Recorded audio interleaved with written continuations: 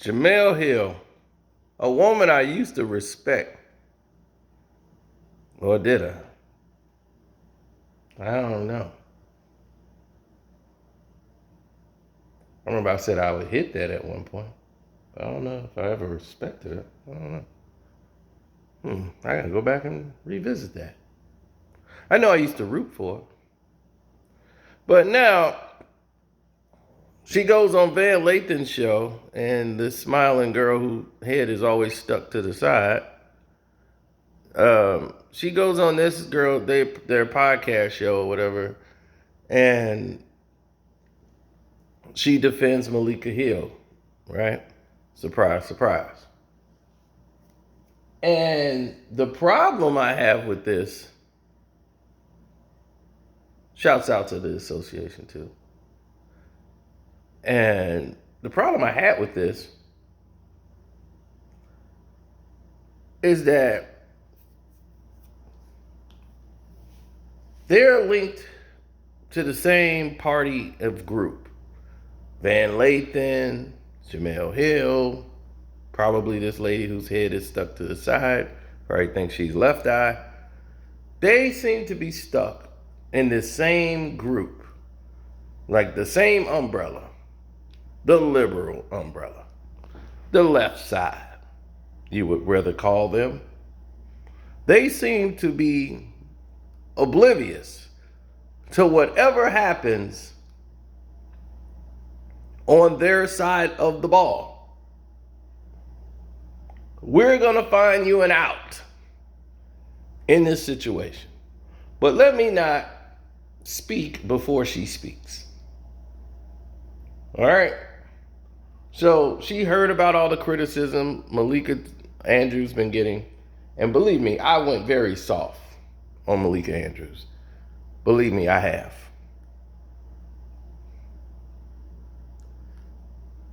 But this got me hot.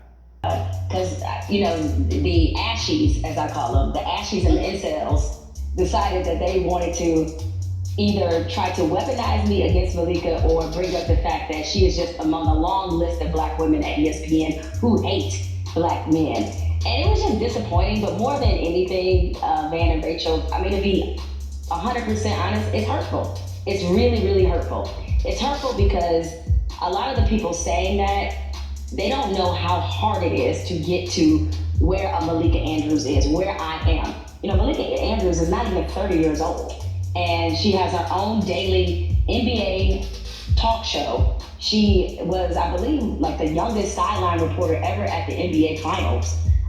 She's just, over the last 2 years, been crushing it. The first woman to host the NBA draft, which she did earlier this year. And it's just amazing to see how quickly this has turned from just disagreeing with her opinion of Ime Udoka, which you are allowed to do. And I have no problem if you want to challenge, her assessment of the situation, or even if you want to challenge the fact that the interim coach she brought in, his past criminal record, she brought that into the conversation. That's fine.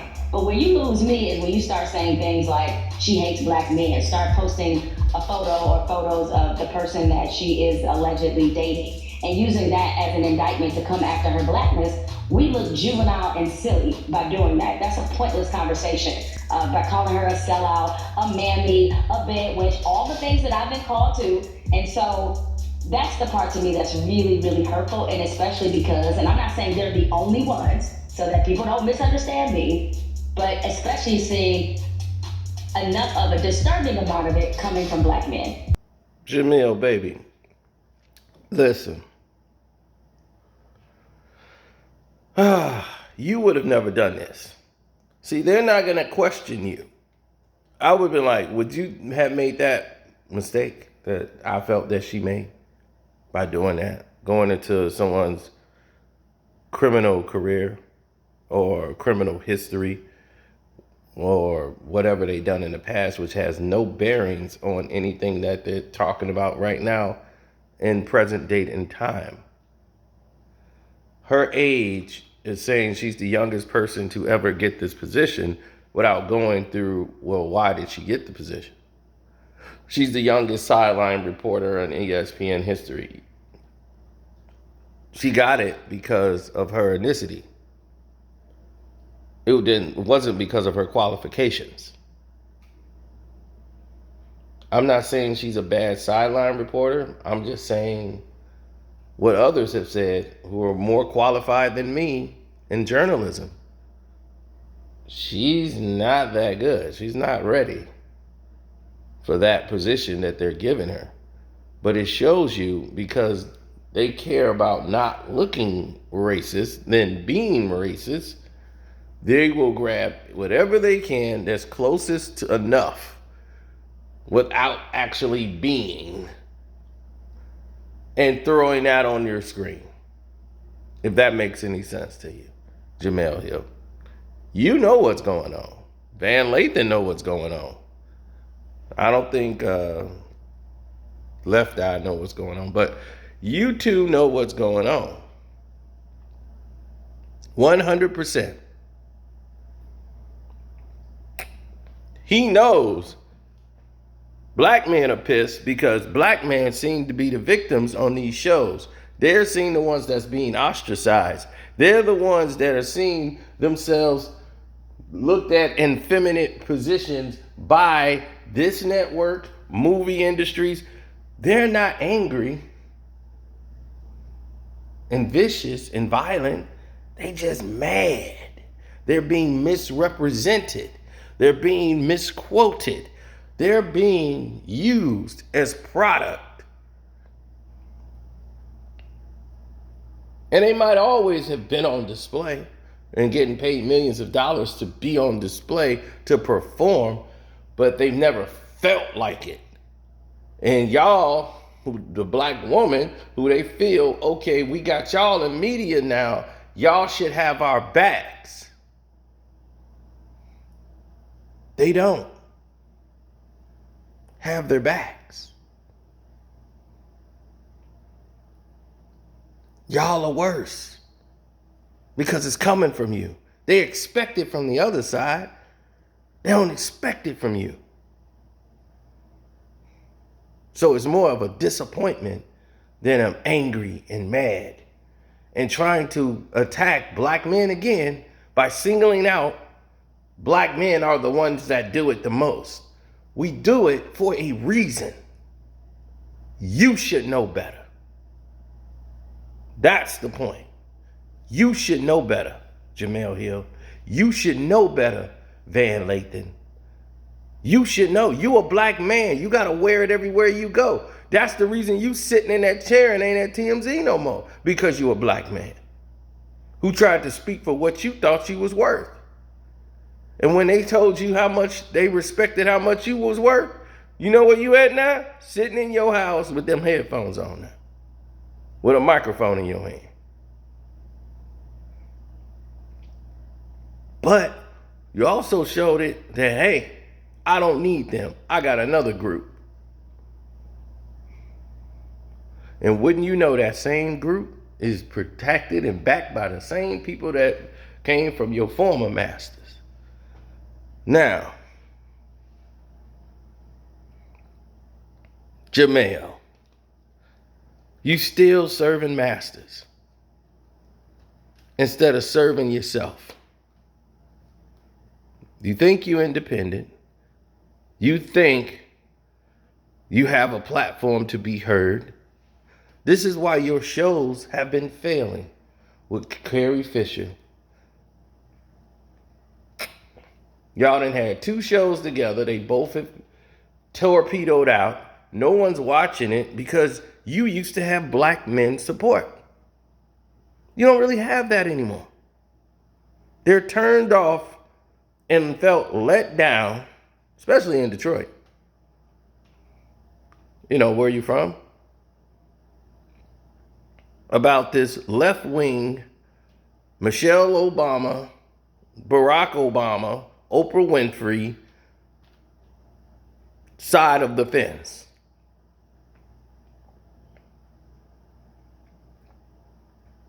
Oh, we can't talk about Jesse Smollett because he's on our side.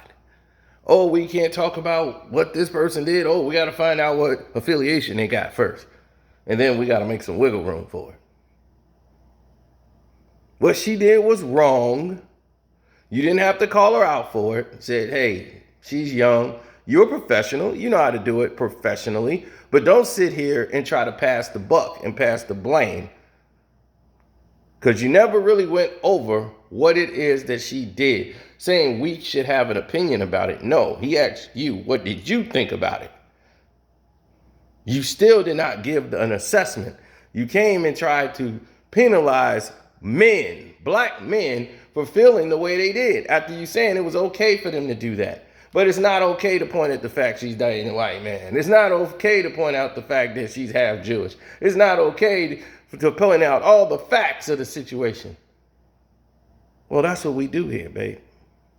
That's what the people want to hear. They want to hear what's really going on. They don't want to hear the nonsense. We stood behind you as a strong black woman and black man. That black man right there should not be sitting in that chair with his hair undone, beard looking wild. You know, he shouldn't be out here like this. This black man stood up for Jamel Hill. He lost his job basically supporting Jamel Hill. They wanted him to continue to do the show without Jamel Hill, and they gonna bring in another host. He said, hell no, I ain't gonna do this show without her. He stood up for this black woman. And this is very telling of his results. He's on her show, and he's in like 1080p on his camera. Her camera, she's got photos of wedding pictures or dates. She's got Emmys. She's got all these books behind her, her awards. She's got a makeup crew. She's got her hair done. She's looking like I came up. Too bad they didn't take care of you. Saying they only looking for strong black women. You didn't fit the mold. But thanks for sticking up for me, though. Thanks for being that strong black man. I'll let you on my show one day and we'll talk about the old days. Then you can go back to obscurity. Thanks, Jamel Hill. Remember when you came at Kobe Bryant? Kobe Bean Bryant. You decided in your best interest to go after Kobe over Trayvon Martin comments, right? And Kobe Bryant, you didn't even know he had your number. He didn't. He got access to you. And he found exactly who the person he wanted to talk to, got your number, called you personally, said, this Jamel here? Who's this? This Kobe Bryant. Kobe? Yeah. And cussed you out. And then said, that's not what I said. And then cussed you out about it. And y'all had a good discussion till y'all came around to the point. You got to watch how you talk about black men, especially black men on the higher scale of the table. Then all of a sudden you want to be friends with Kobe and, oh, Kobe. Come on, stop it. He called and put you in your place and said, hey, I'm a black man. You ain't going to do that to me. Don't try it. You're not going to use my name to come up in this game like that. No, I'm not going to allow that. So what did y'all do? Y'all sat down and you did an interview with Kobe Bryant. You got a one-on-one with Kobe so Kobe can tell you himself what he feels personally. And he told you, that's how you do it, Jamel Hill. You talk to me directly. I don't want you to ever say this is what Kobe Bryant said and you did not speak to Kobe Bryant. That's exactly what he told you. And you bit your tongue because Oprah told you so. Oprah made sure her picture was in this interview to show she's the one that set it up. Then the two woke women, which Carrie's pretending to be a woke person just because this is Jamel's lane. And she's like, well, let me just go in this lane with you and see if it works for me. Going on the woke show with Rosenberg and Ebro, who've all been playing the left wing and playing the woke role also. So you go on the woke show on Hot 97, and now all of a sudden you're in this situation where you're promoting your show and this and that, and ESPN is the villain. Clay Travis, he pushed us out, and we're going to throw Clay Travis' name around and throw him around because he's the problem. Of course, Clay Travis is a problem. He's a racist. In my opinion, Clay Travis is a racist. He started the Outkick. ESPN hired him. It was going to be hell and high water from that point on. Anything that looks woke or anything that promotes black in a positive light, let's just talk about sports. And how nice it was for the left side to give you a husband. Because you didn't have time to go out on dates, so they gave you this Dwayne Martin looking up and just stuck you with him. He's out of the left side of training school, and we're going to throw him on your arm. So now you can not be looked at as a venomous black woman because you have a black man. So now this is going to look better on your resume when you make those things, when you start tearing down black men. Believe me, he won't care. He's been trained. He's not going to disobey. He's going to sit there and just root you on.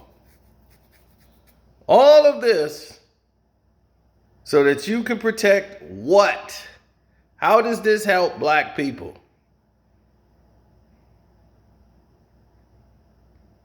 Again, how does this help black people when you're never combating the situations or the systems that affect black people? We're fanning the flames, defending people who shouldn't have positions. We're defending people who have done crimes.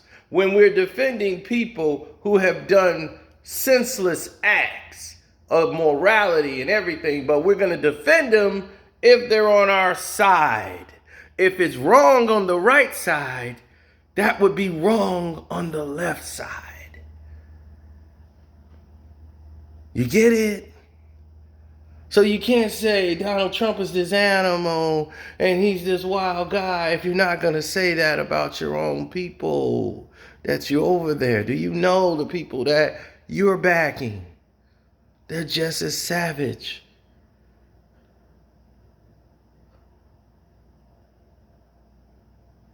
Don't be the pot that called the kettle white. Guys, like what I did there? Okay. Now, some people who are not stupid enough to follow this will say, man, you're supporting Trump. No, I'm not. Care less about Donald Trump. Care less about what he do, what he ate for breakfast, the last chick he slept with, last word he said, first word he said this morning, and the next word's gonna come out of his mouth next. Can care less. Has nothing to do with it. You should care about where this country is going. For you, if you're a person of color. It's not in your favor. Not in your favor. And what makes it worse is that each and every day, they're looking for ways to make your replacement and transition even easier. Just wait. This is just the beginning. I always put my face on here because I want Jemele Hill, if she ever sees the video, to understand that I am a black man. Making these statements towards you because I feel it needs to be heard. I don't think you understand the damage that you do in all the people who defended you and all of these different things of these natures that was going on at the time.